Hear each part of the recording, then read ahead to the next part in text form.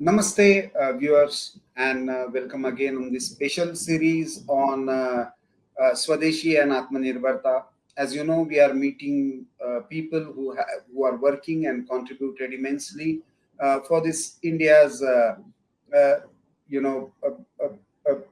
kind of renewed effort to find self-sufficiency in various sectors of national life. Of course, the geostrategic and geoeconomics have influenced it, but there are some people who have been working on this idea for a long time, and one of them is uh, Mr. Ashok Atluri, the CMD of Zen Technologies. Since 1993, this Hyderabad-based company has come up with the soldier-first approach, and in defense technology, they are the ones who have created a sort of revolution in self-sufficiency. Today, they have more than 700 plus skilled professionals and engineers who are working with the company. There are more than 220 patents, and there is a 13,000 crore plus market cap. With this kind of volume, I think Ashokji is the right person to speak about what is actually happening in the defense sector and how we can ensure Atmanirbharta and Swadeshi in the field of defense technology. Welcome, Ashokji, and thank you for sparing your time and speaking to Organizer. Let Honor us to be called. Yeah, thank you so much. Thank you. Let us start first with the journey. As your vision statement of the company says, you are basically have been working for the armed forces and their requirements. And as a chairman and managing director, what was the triggering point? How did this idea struck, and how has been this journey actually started? Yeah, there are two things. One is, the accident part, which we are located in cantonment area, army cantonment area. So we used to Mhm. get to interact with a lot of armed forces. Hmm. The second was the shooting ranges were not available in those days. Rather unfortunately for many decades after the independence, we never built any ranges for shooting ranges for the armed forces, and which were there in the past, they became part of the as the cities expanded. They were subsumed by the cities, the existing ranges. Absolutely. So we wanted something that could, replace, instead of going to the range, could you do it indoor? So that was the idea suggested by, the armed forces, army at that point in time. And we took up the challenge and developed the first small arms training simulator, which was basically a replacement for a range. Instead of going to the range, you could build the skills inside a room. So that it was a Mhm. virtual training range. And Hmm. again, but our focus has been from the beginning is that we will develop only products that are either import substitute or first in the world. We will not Hmm. be developing something that is there, or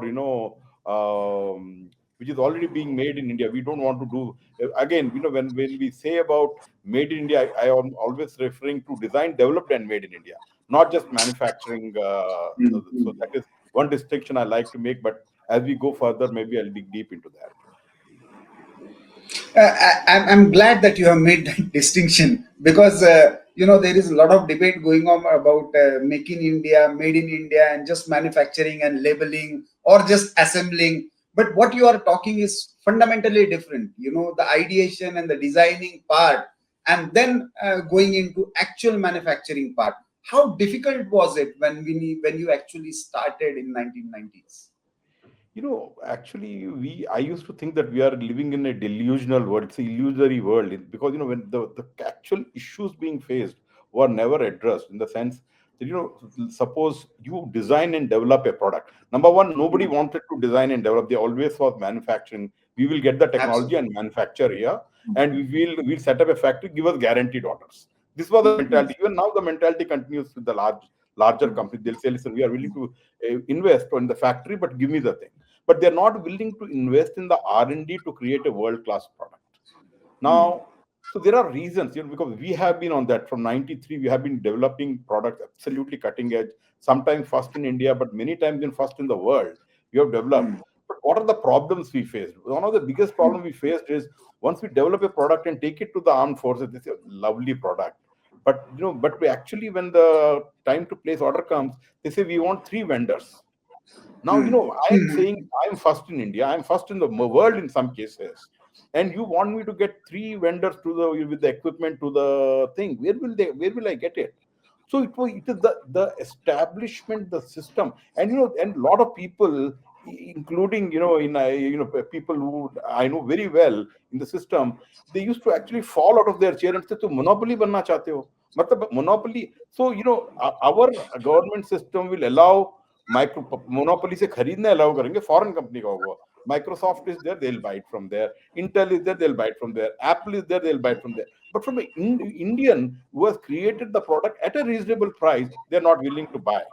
So so this was the single vendor situation. We can't don't want to create, and it's and this, what they would do is they would keep diluting the thing.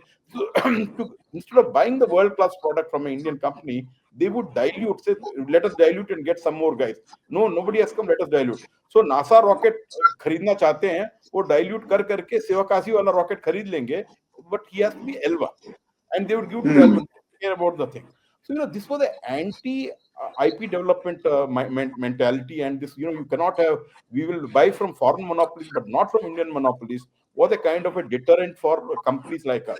So a lot of companies would not come into the. If somebody had a good idea, they would migrate to America, and they would be embraced by the system. So I think the problem was the mindset of the officers and the bureaucrats was, we should not encourage monopoly.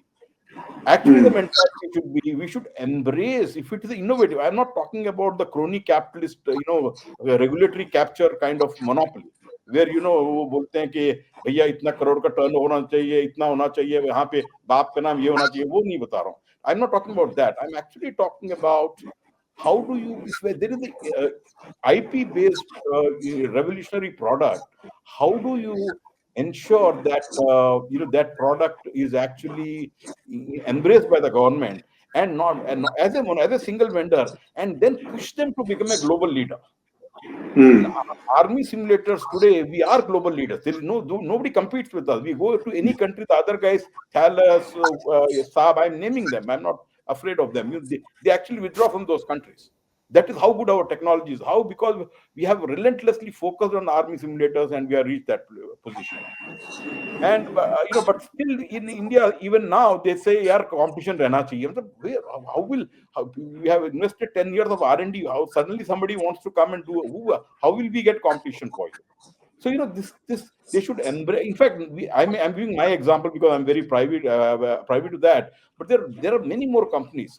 So if you actually embrace these high tech companies and say, "Listen, boss, these are the orders," this will attract other talent which is going to 10-minute delivery services. Why are they going there? Because they think they can make money faster.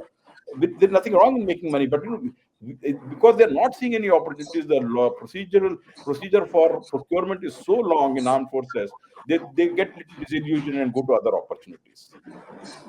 Some So disturbance. basically, Sorry. the bureaucratic mindset and the perhaps the socialist hangover that perhaps captured our mind. So even if we accepted the ideas of liberalization, practically the processes did not liberalize in a faster way. Yeah, But sir, yes, you wanted to say something. I think you have hit the nail on the head when you said that this socialist thinking. The left-leaning bureaucrats are actually That quota permit Raj kind of thing. Yeah, I mean, they would say, so monopoly is a word which I should hear and freeze. If I don't freeze, then I'm not properly doctrinated. So I'm talking about a technology that's not been developed anywhere. You should embrace, place the orders on me and say, boss, go and sell outside. Go outside to the world. So, just to complete the thing, this changed in 2015-16 when Mr. Manohar Parrikar came. When I told him this, he said, "Ashok, we have to change it." And we gave the suggestions of IDDM and make to. There are two categories in which actually Indian private companies can sell as a monopoly. The first is in IDDM, indigenously designed, developed, and manufactured. But even today, under that category, it was envisaged as a single vendor category. Even today, when we say IDDM, they say, "How will there be two companies? How can there be two companies. When in the world there are three or four companies, you want in India two or three companies. How is it possible? I mean, how do you reset their mindset? Parikar went out of his way to accommodate this. Make two was another category, which we said, we don't want any funding. We'll develop the product for you. If you like it, buy it if it meets your criteria, but give us guarantee. Once you ask us to develop it, we will develop it, but say, okay, this is the minimum guaranteed order if it meets the criteria. He said, "Ayar, there's no risk for me. You are developing the product." He introduced that category. But for the past 10, 15 years, nobody was willing to listen.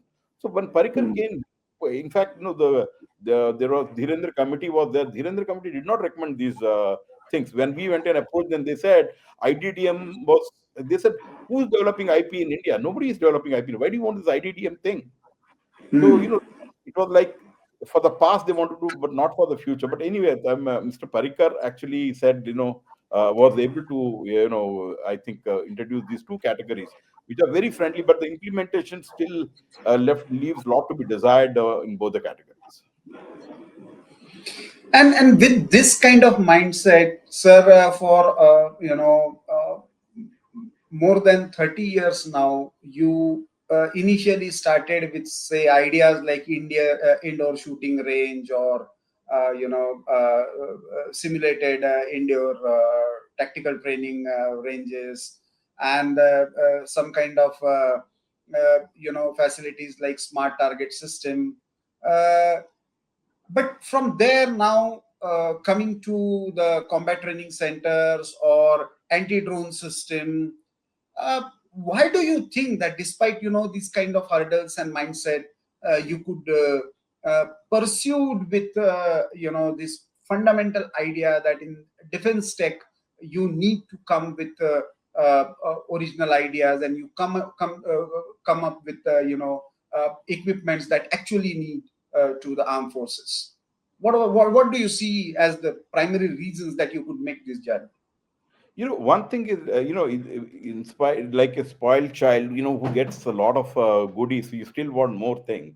In the sense, 2015, 16, these are, dramatic changes that happened. 15, 16, when Parikar came, he introduced, he understood everybody, and anybody could meet him. He was very accessible to everybody, and he started making industry-friendly policies.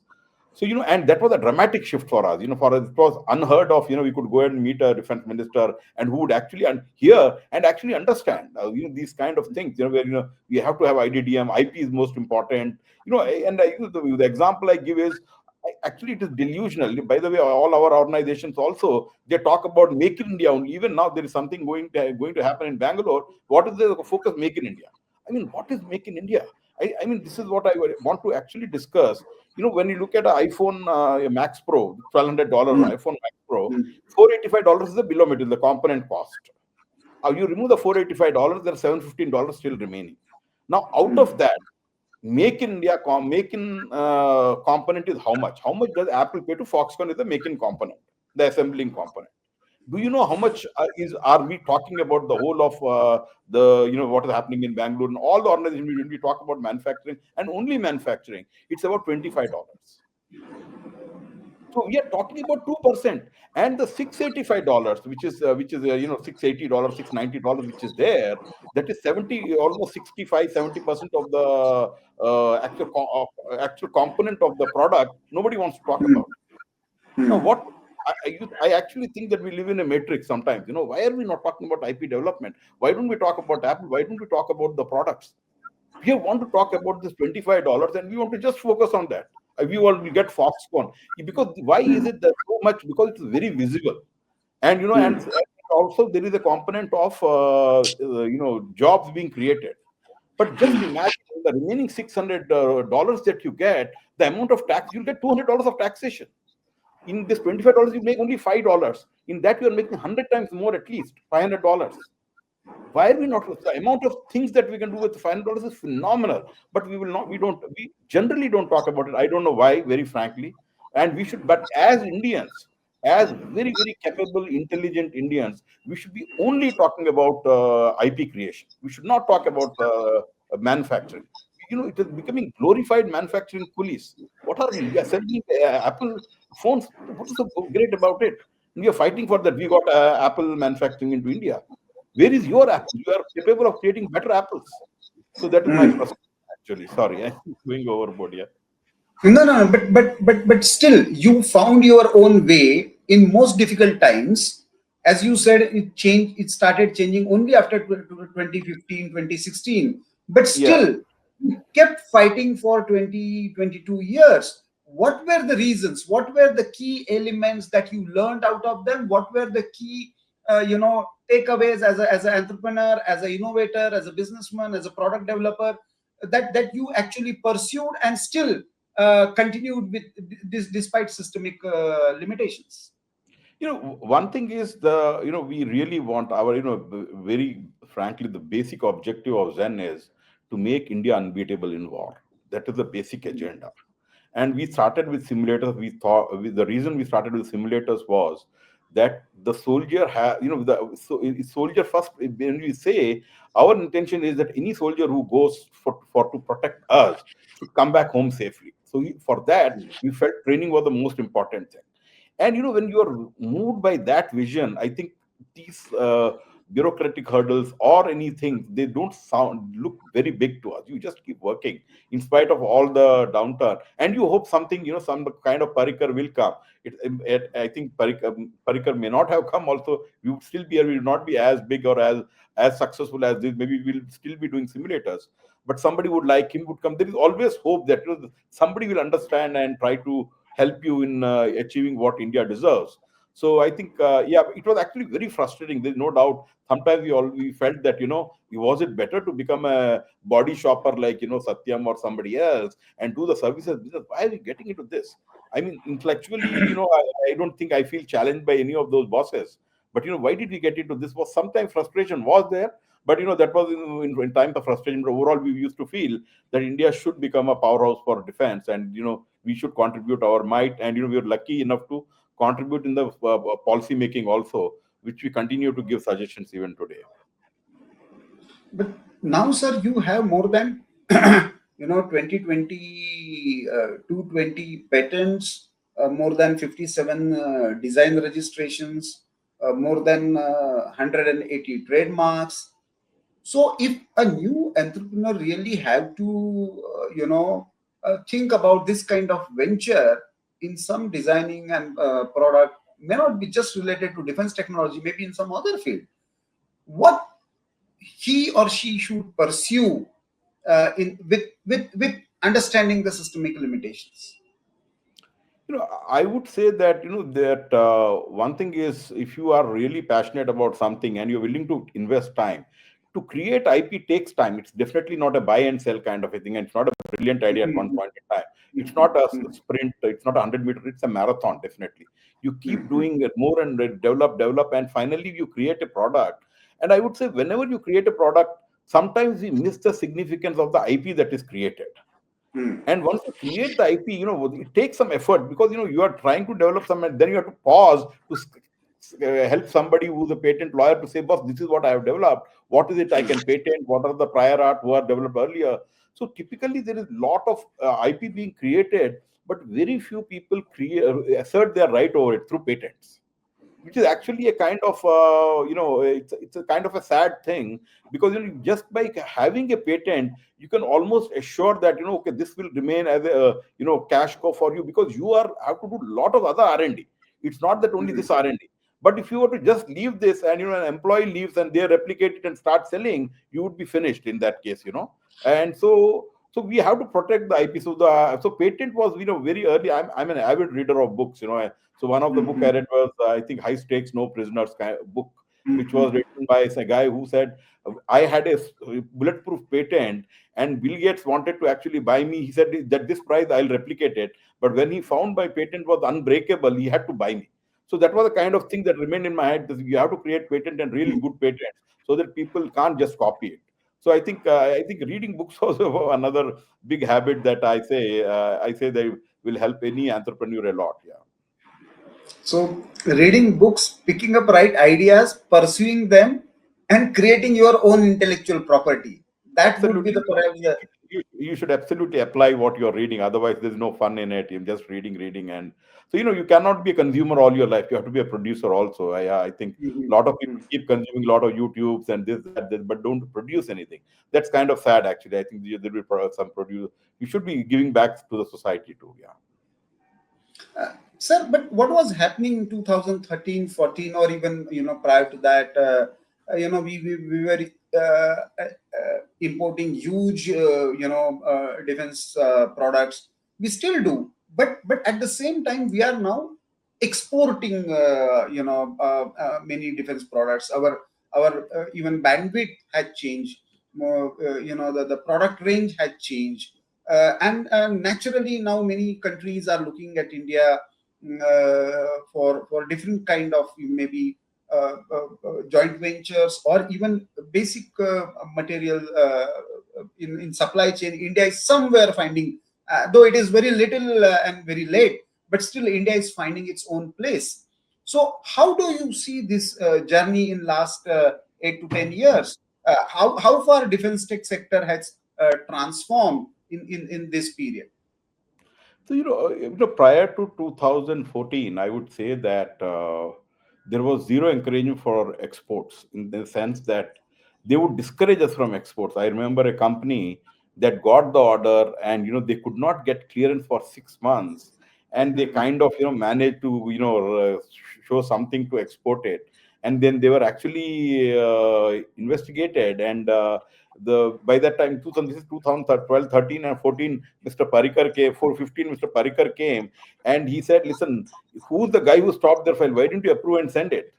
You want to investigate the CBI, you want to do that, all that. It's kind of crazy. Why didn't, we should punish the bureaucrat who didn't give the permission. So to get a permission was a big deal at that point in time for exports. Mhm. Mhm. And and when we used to go to foreign countries, with the support from embassies was minimal, in the sense that nobody would come and they wouldn't want to be seen. And actually one guy said, listen, we don't want to export defense. We don't want to be seen as the person who promotes wars. And but they would go and say largest importer of defense equipment as a badge of honor. I mean, that's the most disgraceful thing to say. But they would actually say we are the largest importer. So this was a different mentality where they wouldn't let us export, they wouldn't let us develop, they wouldn't let us buy from us. And to a dramatic shift where say, listen, and now it has become a KPI for the embassies. How much of defense exports have you done? Who have you helped? So now when we go there, they really help us. They embrace us, they help us and say, what kind of help do you want? So this is a dramatic shift in the mindset. You feel welcomed, and and again, if you export, we are going. They come, ministers come there, the ambassador comes, and they ensure that all the other countries visit our stall. Now this was unheard of. So when you are seeing what is the difference there between then, why weren't exports there? This is the ecosystem was not encouraging. So ecosystem has dramatically changed, and and in fact, when Parikar was there, he gave a 4 week deadline for export being cleared. Again, now something had gone wrong. Again, by the way, just I'm saying that permissions are taking longer time, payments are taking longer time, which is very very different now. So in fact, one of a person I know, he almost took 4 or 5 months, was on the verge of bankruptcy. Now, easiest way to bankrupt a defense company is delay the payment. After they have supplied, you have a finance guy who's not willing to clear that for some reason or the other. 4 or 5 months, half the companies will die. That's the easiest way to kill Indian company. If I, I mean, so that should not happen. So you should, the ecosystem should do faster procurement and faster payment, and then In, the in virtuous. Yeah, Please. yeah, yeah. Please go ahead. Please go ahead. So that's a virtuous cycle where Yes, yes.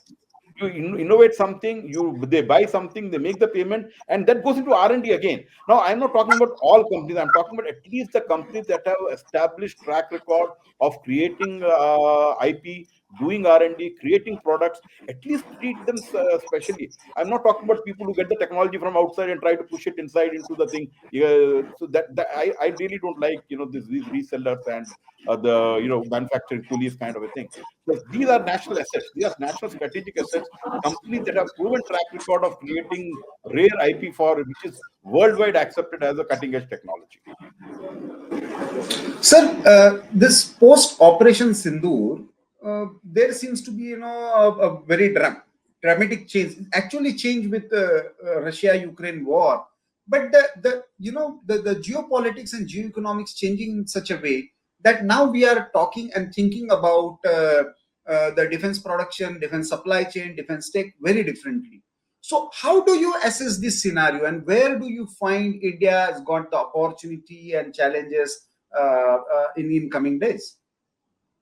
The thing is, the war situation was in before 2020, 2018. War looked unthinkable at that point in time. Hmm, hmm, hmm, hmm. 2020, the Azerbaijan Armenia war happened. Then Ukraine Russia happened. Now everybody is wanting to fight, pick up fights. Actually, it was like, no war to I want to have a war in Cambodia and Thailand are fighting now. We could never imagine those two countries fighting. So the situation is this, that war looks very, very almost imminent to many countries. So this has dramatically changed the scenario where people would say, listen, we really don't want to train. Why should we train? Because there is no war. So we have seen a dramatic shift in training. Becoming prepared for war has become a very, very strong thing. And second is the shift to from like almost from swords to gunfighting shift is happening with the drones coming in, because now earlier you had to actually cross physically go and fight and aerial bombing happening, but now you could send a small 10,000 drone and destroy a $10 million tank, and that's Hmm. it's gone. So the asymmetric warfare has started now. How do I do minimum losses, minimum cost, and destroy maximum of the enemy? So that thing is happening, and and again, we were fortunate that we got into counter drone business. When everybody was talking about drones, we were talking about counter drone systems, and we were able to get the technology, develop the counter drone technology, and we were able to use it in the operations in our products work very, very effectively. That's what we have been told by the armed forces, and they said it really nearly stopped all the soft kill targets, and we feel very, very gratified, and our company felt this was the moment that Zen was built for. We felt very, very good about that. You have been also talking about the future needs and future technologies, whether it is related to AI integration, whether robotics, whether autonomous systems. So, where do you see now this journey going? We have seen now whether in Israel, Iran, kind of skirmishes, or the way Israel attacked Hamas, or for that matter, even in Operation Sindoor, we have seen a precision targeting becoming a very common phenomena. So, how do you assess now this? The wars and the defense technology going in coming days, and how far Zen technology is prepared for that? So one thing is that we are expanding our product. We started acquisition one naval simulation company that we have acquired. So we are getting into air. We are not into air force, but we are acquiring. We are looking to potentially acquire a air force simulation company, and we want to create a theater command. We all the three tri services can be trained under one umbrella. So that is one thing that we are doing. Second is the electronic warfare. We really want to invest a lot in counter drone systems, and we are also looking how can we get help the drone ecosystems, because we felt drones were not as up to the mark as we would have gotten. And I think there are other things that are going to really, really establish. And I have been, promoting the idea that identify the Pareto of the 5 years from now. What are the technologies which are going to play a major role? And start focusing on them today. Do the deep tech funding today. For example, satcom integration, satellite integration with the war equipment is very, very important. Probably quantum communication is going to be there, and in electronic warfare there are a lot of things that will happen. And and basically we want to take human out of the loop. There is no human, and most of the thing is done robotic, but through robotics, etc. So that is what is going to happen. So how do we start investing in that today?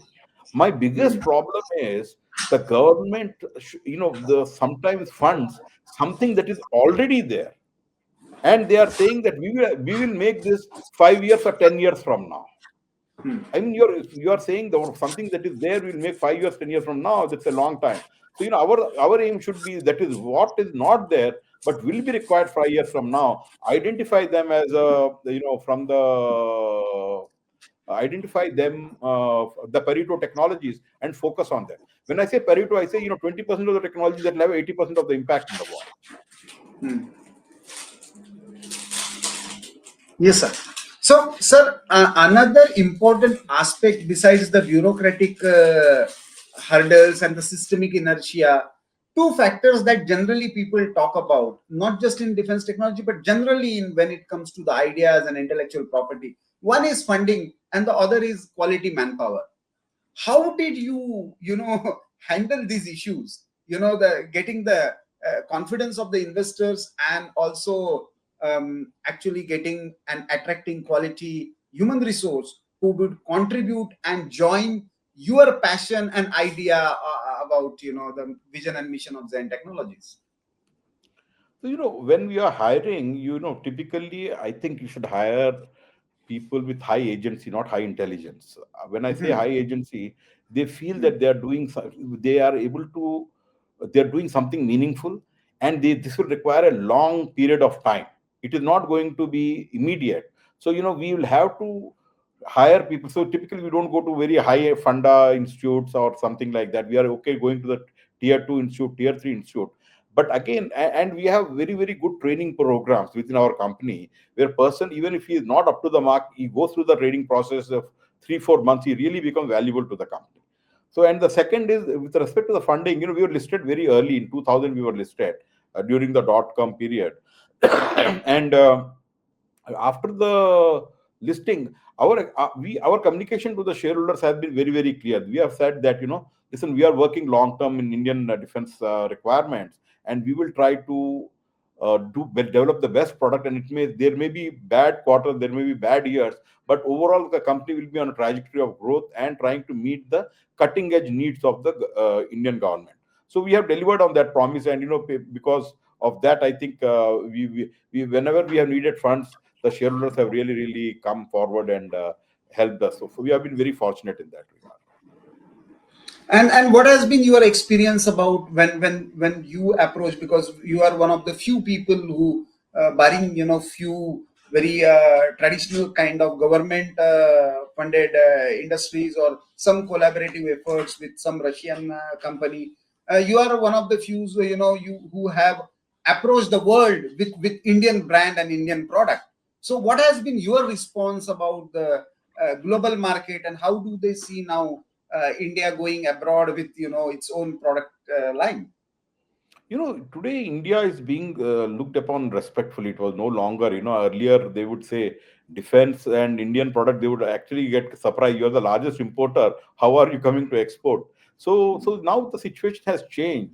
They know, and especially post Operation Sindoor, they know these guys, or the indigenously developed product did a wonderful job. And even before that, they would actually, one thing is that Indian Army has the reputation as being the toughest customer in the world.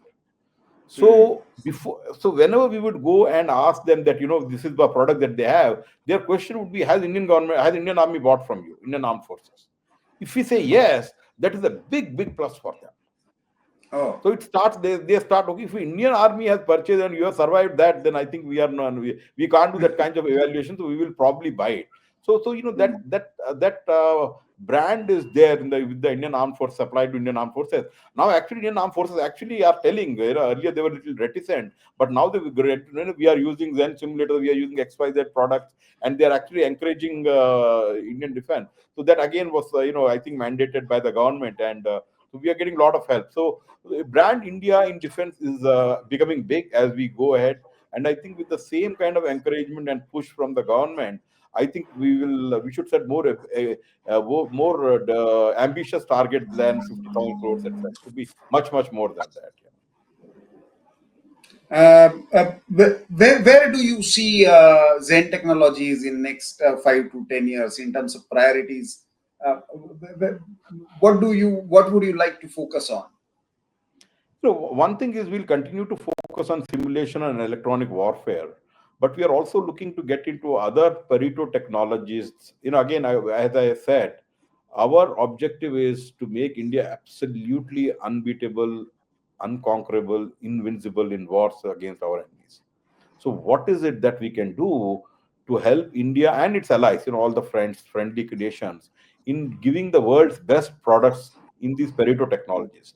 So we will be working towards creating those, identifying and working on those, in addition to what we are already having, becoming number one globally in those products, and ensuring that the the India and its allies to whom we supply are supported well during the lifetime of the equipment.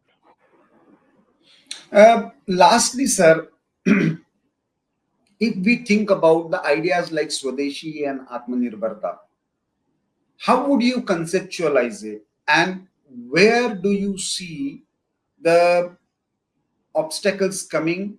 And what should India do to overcome them? If we really want to be developed country, everybody agree that that we need to focus on Atmanirbharta. Now Swadeshi has become a very, even vocal for local has become a slogan, but still there are apprehensions among especially educated metropolitan youth who are hooked to certain brands and fancy ideas about American products. So what is your idea of being Swadeshi and Atmanirbharta, and how we can overcome the psychological barrier? So, I think first of all, we need to really reorient ourselves as, we need to design and develop the products here. I want to have all the major products as designed in India rather than, made in India. So, Hmm. design. So typically, if you look at Apple product designed in Cupertino, USA, and manufactured in China, that's all right. You're giving $20, $25. So, how do we really change the mindset of the people that IP creation is the main part? Swadeshi, when we talk about, I see all the Swadeshi people talking about make in India, manufacture in India. They don't even touch design and develop in India. So that is a mindset change that we need to do. That design, develop, and manufacture in India is the key to the actual thinking of Swadeshi. And if this Swadeshi mindset comes, that I need to create IP products. I am a product nation, not somebody was saying I want to become a factory of the world. No, not the factory of the world. I want to become the R&D lab of the world should be our objective. We should create products. We are a product nation we should become. And once we have that Swadeshi mindset of becoming design and developed in India mindset, I think Atmanirbharta automatically comes from that. So Atmanirbharta is self-reliance. You don't have to depend on the IP. So manufacturing doesn't create anything. No, there is no self-reliance. When you talk about Hyundai or somebody, the amount of royalties they send from here to Korea are tear inducing. So no, we don't want. We want more of Tatas. We want more of Mahindras with our own technologies.